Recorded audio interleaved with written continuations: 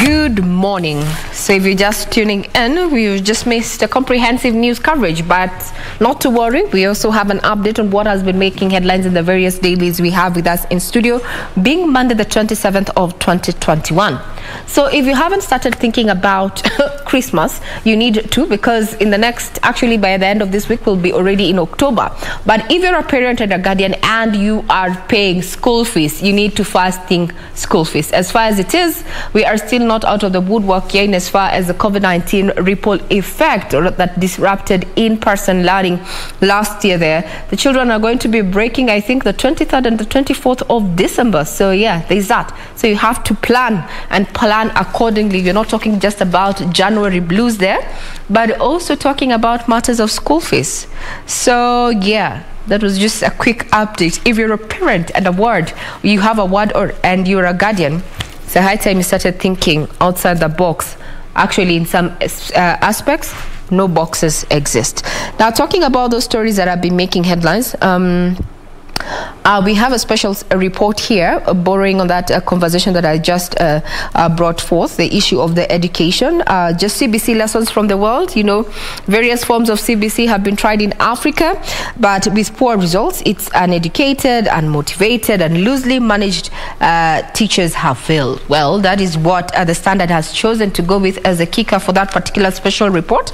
Remember, we're going to be giving you details in not too long. Now, talking about matters of politics, we have been seeing, you know, alliances breaking, affiliations coming up, but will they stand the test of time? The question, as Mount Kenya is split east and west, something that we have not observed until now in as far as Kenyan politics is concerned. There's a question of Mutahi Kagwe. Yes, the current Cabinet Secretary Health. Will he tilt the scale in State House race? That's a question that has been given, and that's the header we have on the Standard this morning. Now, we're talking about matters of Uhuru's succession, and I know politics, iron politics is coming up in not too long, where some of these details and developments that have happened over the weekend are going to be highlighted in this particular daily. And I'd want to read as is. We can today reveal that there are 3 efforts to have Health CS run for president in the next poll. With Uhuru ending his final term and everyone jostling to have a piece of the pie, what impact will Kagwe's bid have? That's the question. While you're still pondering on that, Gideon Moi endorsed at home by elders. We've been seeing these endorsements from elders as well as from the church and such of various politicians. So it is time for the senator to get endorsed there. So it happened at his rural Sacho home, where the clergy and elders backed him for national office, saying he has demonstrated capacity to lead Kenya. Remember, in our political roundup, we had a detail and also had a listen in to what was happening down at Sacho, as well as other various political gatherings that were held over the weekend. That, in essence, is what we have on the front page of the Standard this morning, being the 27th of September 2021. Victor? Right, so let's take a look at what's on the front page of the Star newspaper on this 27th day of September. MPs plot to lock out graft suspects from poll. MPs. All right, before we get back to Victor, let me just jump in right there with the Daily Nation. I do believe the dailies are reading from the same script. The question about school term, the next term's fees, has actually been featured here on the Daily Nation, Regina, on the front page, with parents saying, not again. Schools demand new terms fees, and they have up until the 10th of October when kids will be opening schools for their second term of this academic year, and this is going to be the 4th time parents are paying school fees in this year. Many parents are complaining due to the harsh economic times that we have all been experiencing, but nonetheless, children have to go to school.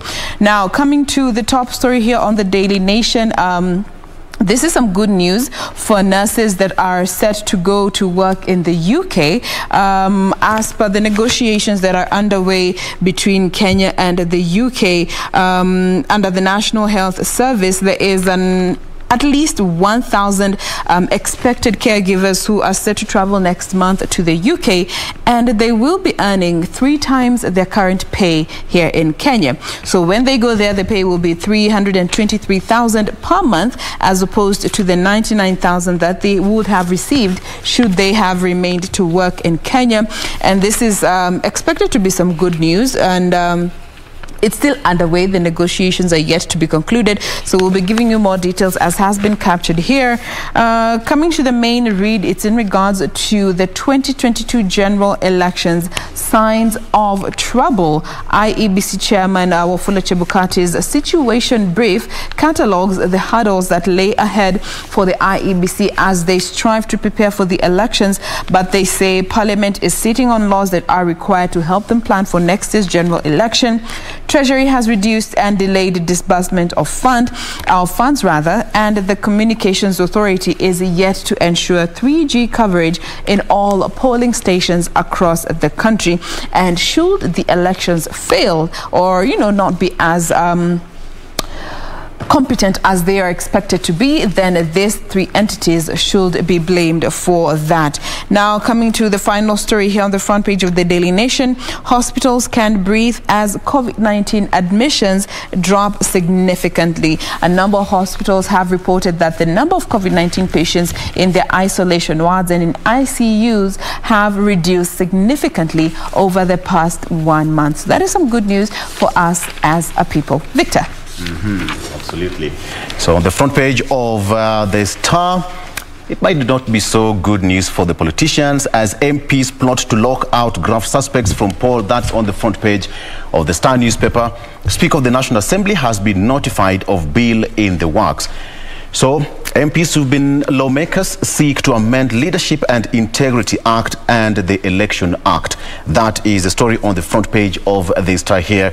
And of course, we have the pictures of Right Honorable Raila Odinga and Deputy President William Ruto still on their campaign trails, where Raila was in Laikipia, Nanyuki, and Deputy President William Ruto was in Timau, Buri constituency there, just intensifying their campaigns. Pain of family in search of man among 4 kidnapped in Kitengela in April. That's the story that's also worth reading. And government rejects proposal to have sex education in schools. We have discussed this before, whether this should be part of the CBC or sex education should be introduced in school. But then now government rejects proposal to have sex education in schools. I will give more details later on. Eyes on the EACC and DPP as MPs unmask farms in 7.6 billion shillings KEMSA PPE loss, as that is the investigations still continue into the loss of 7.6 billion shillings KEMSA PPE money. So there's a story here, ladies. Cop discharged from KNH after awakening from 9-month coma. Police admit they mishandled the matter by never following up. It's in review. Let me just put it this way. Never write off anyone. So long as somebody is alive and kicking and there's a heartbeat, never write someone off. That's it. Doreen. All right, let's just begin on that political note where the ANC party leader, that is Musalia Mudavadi, as he was completing his tour, that is in Narok and Nakuru County, he's now urging Kenyans to vote wisely, just picking up on some of the issues and problems, the challenges that the country is facing. Key among them that he mentioned is the soaring public debt, and also just trying to say that he's the best person fit for the job that is come 2022, given the fact that he was a former finance minister, I beg your pardon. So he says that he's the best person fit for the job, also just going by the kind of challenges the country is facing, key among them that debt issue. Still on the same breath, Home betrayal angers Uhuru, where the president ally says he is disinterested in the ongoing clamor to unite central Kenya, since what he felt was the solution to the region, that is the BBI, was fought by the same crowd now asking for what BBI had promised. And those just backing the president include Maina Kamanda, who says that the same people who oppose BBI are now shouting loudly about the same issues that they campaigned against. We have that. And also what the deputy president is trying to say when it comes to the ban of political leaders in churches, just asking clerics to reconsider that ban on politicians speaking in places of worship, saying that they too are Kenyans and the freedom to sell their ideologies anywhere is also important. We also have that story on sex education, and this is now on the flip side, where experts want that sex education to be taught early, and they say that the knowledge imparted early will bring down cases of teenage pregnancies. This story is cut out throughout the PD this morning from page 2, 22, 23 up until 24. On that note, we take a quick break. We'll be right back.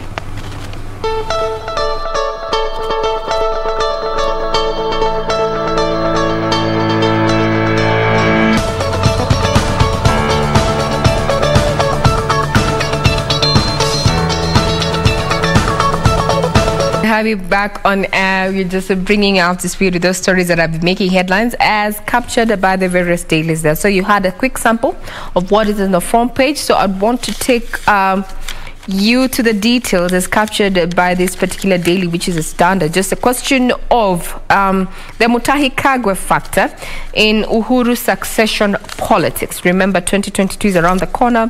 We have been seeing associations as well as alliances forming, and the question is to what benefit and how. Right now, when you talk about the mountain being split, there's a question about Mount Kenya and who is going to fill Uhuru Kenyatta's shoes. Now, there's a conversation to have Mutahi Kagwe, who is the current cabinet health secretary, run for presidency. Now, there's been a conversation. This is according to this particular article. There's been a conversation to have him there. And so what impact will Mutahi Kagwe's bid have on the current political scene? Because currently what we know is that we have Deputy President William Ruto on one end, we have Raila Odinga, we also have other hopefuls like Musalia Mudavadi of ANC.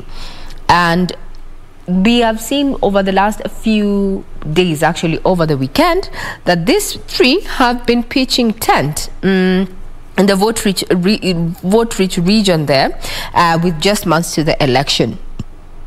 So in this particular poll, and I'd want to read, or rather this particular piece, I'd want to read out what Jain Wambui, who is the current governor of Kiambu, has to say in regard to that. Those conversations around, you know, having Mutahi Kagwe filling the shoes of the president, Uhuru Kenyatta. He says he has steered the country well in the COVID-19 pandemic and made Kenya a shining example in Africa on how to manage a crisis. So what do you think? And I think this is also going to be, you know, a subject of conversation in Iron Politics as Victor takes on our analyst this morning. Remember, political activist Tony Gashoka, he's also among those who are in Kagwe's camp, and they say that they will mount a good campaign because those backing him are seasoned political players who have supported winning teams over the years. However, Professor Joseph Nautuli of Multimedia University says it is very late for any emerging players to make an impact in the already crowded political space, but if they can convince the young and hungry voters who are 56% of the population, they will carry the day. Is it too crowded to accommodate Health Cabinet Secretary Mutahi Kagwe? That is supposing if he is going to actually run for presidential office come 2022. And what will his bid, what impact will it have on the current political matrix? Those questions are going to be answered in detail as we focus on Iron Politics. That's definitely a question that a majority are, you know, asking themselves. Remember, we have been told that the mountain is split. And we're talking about Uhuru's succession. Victor. Absolutely. All right. So let's talk about church and politics. My government will prioritize on youth pledges. That's according to Speaker Justin Muturi. Says Mzee Kenyatta achieved much by working with young people. And talk about young people. Today's guests are majorly young people, and we want to hear from them. Why are all politicians just, so interested in appealing the youth and just trying to convince them to vote for them? What so much about the youth? Okay, so the National Assembly Speaker Justin Muturi has said that he will prioritize the youth in his government if elected president come 2022. The same to Raila Odinga, the same to Honorable, that is Deputy President William Ruto, and all other politicians eyeing the hot seat. Mudavadi pledges to resettle IDPs if he is elected president. The question is, why taking this too long from 2007-2008? Okay, ANC leader urged Kenyans to elect peace-loving leaders to ensure no bloodshed. The presidential aspirant said that it was hard for tens of families in Echariria area of Gilgil sub-county to restart their lives. So he was speaking during a fundraiser at Echariria Catholic Church on Sunday. Again, the issue of church and politics we talked about here last week, where the Catholic Church ACK also said, and Methodist said that they were not going to allow politicians at the pulpit, but we saw that happen over the weekend. We'll talk about that in the program with our analyst here. Eyes on DPP, EACC as firms in Kemsa scandal unmasked. Anti-graft agencies quietly trade blame on the actionable elements of the case files. Investigations recommenced August last year, but no one has so far been prosecuted. Can I say that is more of like Kenya? Yeah, on a light note though. So, plot to lock out graft suspects from polls.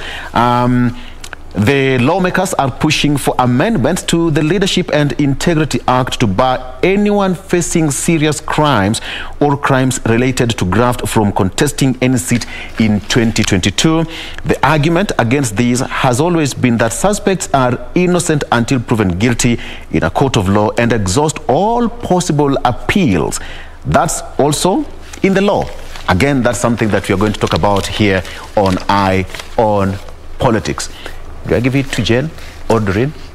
Let me just pick it up on that political note. And, it's very interesting that we are seeing all these new entrants. And, Ray, as you have rightfully put it, looking at the split that is in the mountain, that crack there, I think has also paved way for so many people to, just throw their hats into the race and just try their luck, because for so many years it has always been structured, and this time around there's an anomaly that is in the political skin, looking at the mountains and when it comes to that politics.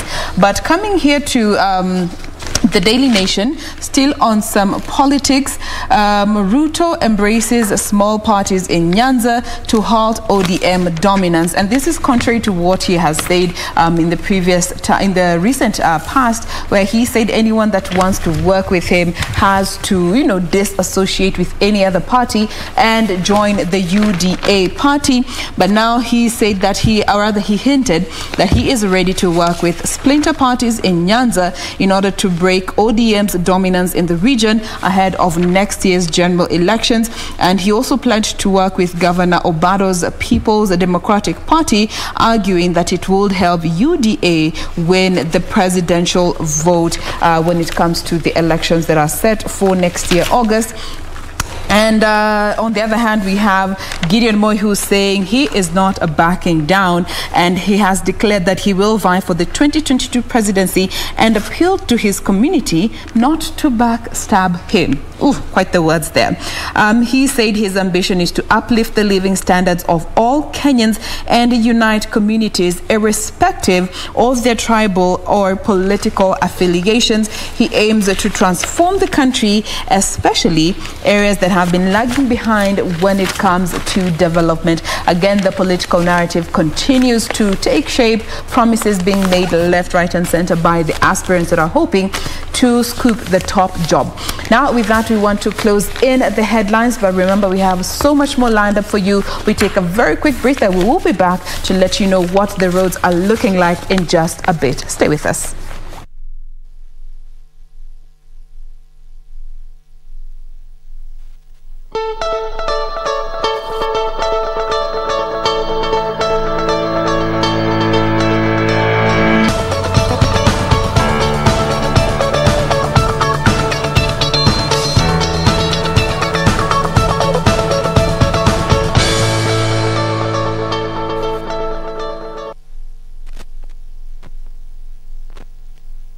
just a day